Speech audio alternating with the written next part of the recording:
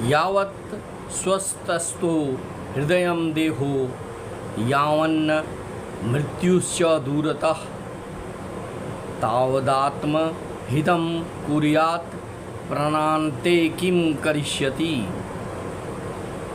जब तक शरीर स्वस्थ है तब तक हमें अपने कल्याण के मार्ग को प्रशस्त कर लेना चाहिए। जब तक हमारा शरीर स्वस्थ है तभी तक मृत्यु भी हमसे दूर रहती है। अतः तभी आत्मा का कल्याण कर लेना चाहिए। जब शरीर में बल हो, जब शरीर स्वस्थ हो, बुद्धि स्वस्थ हो, सब कुछ स्वस्थ हो, करने का मन हो, उस स्थिति में हमें परमेश्वर के निकट जाने का, उनके संपर्क में आने का प्रयास करना चाहिए। अतः तभी आत्मा का कल्याण हो सकता है। प्राणों का अंत हो जाने पर कौन क्या करेगा? जब बूढ़े हो जाएंगे, जब आपका शरीर नहीं चलेगा, जब आपका शरीर जवाब देगा, उस समय आप क्या करेंगे? उस समय चाह कर भी आप भगवान के, आत्मा के पवित्रता पर काम नहीं कर सकते। इसलिए जब तक शरीर स्वस्थ है, जब तक आपका शरीर काम कर रहा है, उसी समय आपको प्रभु के संपर्क में, आत्मा को पवित्र करने में और नेक काम करने में अपने जीवन को लगाना चाहिए। क्योंकि जब आपका शरीर ही साथ नहीं देगा तो आप क्या कर सकते हैं? अगर आप राम नाम लेते हैं, यदि प्रभु का स्मरण भी करते हैं, तो भी आप कष्ट से हरि का नाम भी भजेंगे। उस स्थिति में प्रभु आपके बातों को सुन भी नहीं पाएंगे कि आप क्या कह रहे हैं। इसलिए भाइयों, जब शरीर स्वस्थ है उसी समय से हमें प्रभु के शरण में जाने की ज़रूरत है।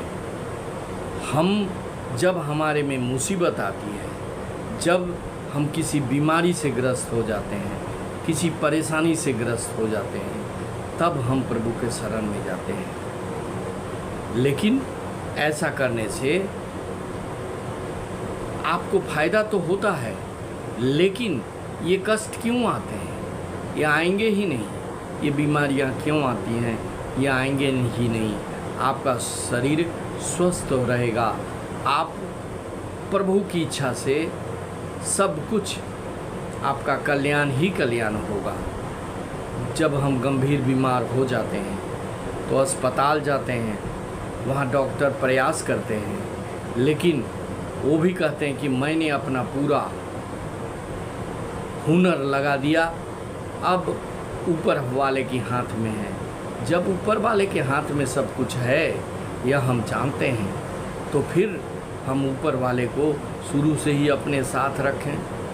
कोई दवाई, हम जानते हैं कि वो दवाई अगर हम लेंगे तो हमारा स्वास्थ्य बिगड़ेगा नहीं, तो हम उस दवाई को पहले ले लेते हैं। उसी प्रकार से अगर भगवत कृपा हो, यदि भगवान का कृपा हो, यदि हमारा आत्मा पवित्र हो, तो हमें दुख मुसीबत आएगी ही नहीं। इसलिए भाइयों, सबसे पहला काम हमें अपने आत्मा के कल्याण, अपने आत्मा की पवित्रता पर ध्यान देनी चाहिए, क्योंकि हमारी आत्मा में ही परमात्मा का निवास होता है। प्रार्थना का जीवन में बहुत महत्व होता है। इससे आत्मा पवित्र होती है। आपको जब भी मौका मिले प्रार्थना जरूर कीजिए, भगवान का स्मरण अवश्य कीजिए। एक घड़ी आधो घड़ी, आधों में पुनियाद। जितना भी समय मिल सके इस व्यस्तम जिंदगी में, उसमें से थोड़ा समय निकालिए और प्रभु के निकट जाने की कोशिश कीजिए। इसे अपनी प्रतिदिन की दिनचर्या में, रूटीन में रखिए, उसका हिस्सा बनाइए। प्रार्थना को बुढ़ापे के लिए नहीं छोड़ना चाहिए, क्योंकि यह किसी को भी पता नहीं कि उसका जीवन कितने दिनों की है, बुढ़ापा आएगी भी नहीं, आएगी भी कब कि नहीं आएगी इसकी भी किसी को पता नहीं है, कोई जवानी में ही चल बसता है। तो भाई बुढ़ापे के लिए अगर छोड़ देंगे तो हम आत्मा के निकट हम जा नहीं पाएंगे, ईश्वर का भजन हम कर नहीं पाएंगे। नियमित प्रार्थना करने से सकारात्मक सोच विकसित होता है। यमराज अपने कर्तव्य का पालन करने में कभी पीछे नहीं रहते।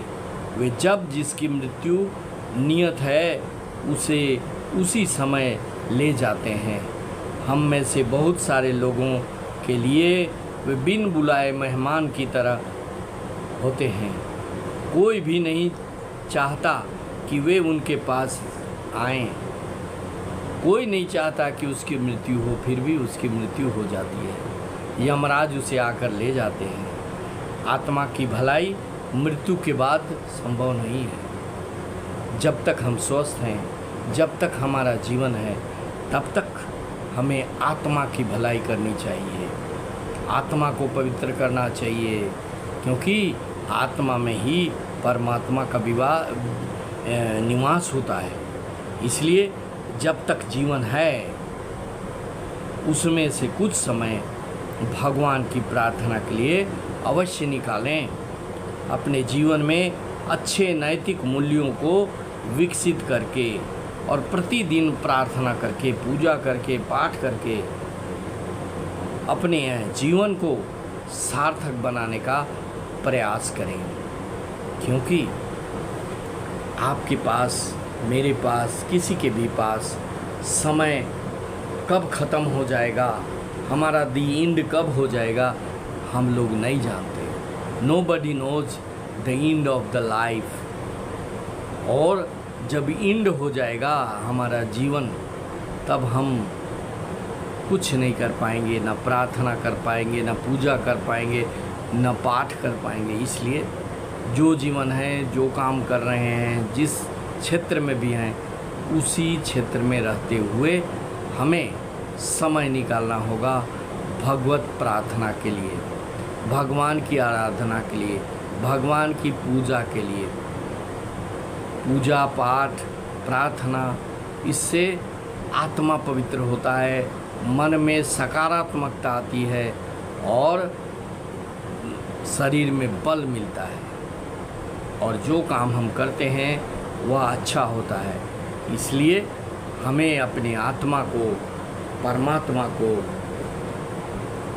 निकट लाने का प्रयास करना चाहिए, ताकि हमारे सामने आने वाला जो मुसीबतें हैं, जो समस्याएं हैं, जो बीमारियां हैं, वो कभी ना आए। प्रतिदिन मंदिर में जाना चाहिए, मस्जिद में जाना चाहिए, गुरुद्वारा में जाना चाहिए। जहाँ भी आपके ईश्वर निवास करते हैं वहाँ अवश्य जाना चाहिए और प्रभु के निकट, गॉड के निकट, भगवान के निकट जाकर अपनी आत्मा को उसके निकट पहुंचाने की कोशिश करना चाहिए। जिस दिन आत्मा और परमात्मा का संपर्क हो जाएगा, वह दिन आपके लिए सबसे बेस्ट दिन होगा, सबसे अच्छा दिन होगा, और आपको मुक्ति मिलना, आपको हेवन प्राप्त होना, आपको स्वर्ग प्राप्त करना निश्चित हो जाएगा। भाइयों, अपने आत्मा को पवित्र करें और जो काम आज हो उसे आज ही करें। प्रार्थना के लिए कोई समय निर्धारित नहीं है, जब चाहें तब आप ईश्वर के संपर्क में आएं। अगर ये वीडियो अच्छा लगे तो इसे लाइक करेंगे, सब्सक्राइब करेंगे और शेयर करेंगे। Thank you very much. जय हिंद, वंदे मातरम।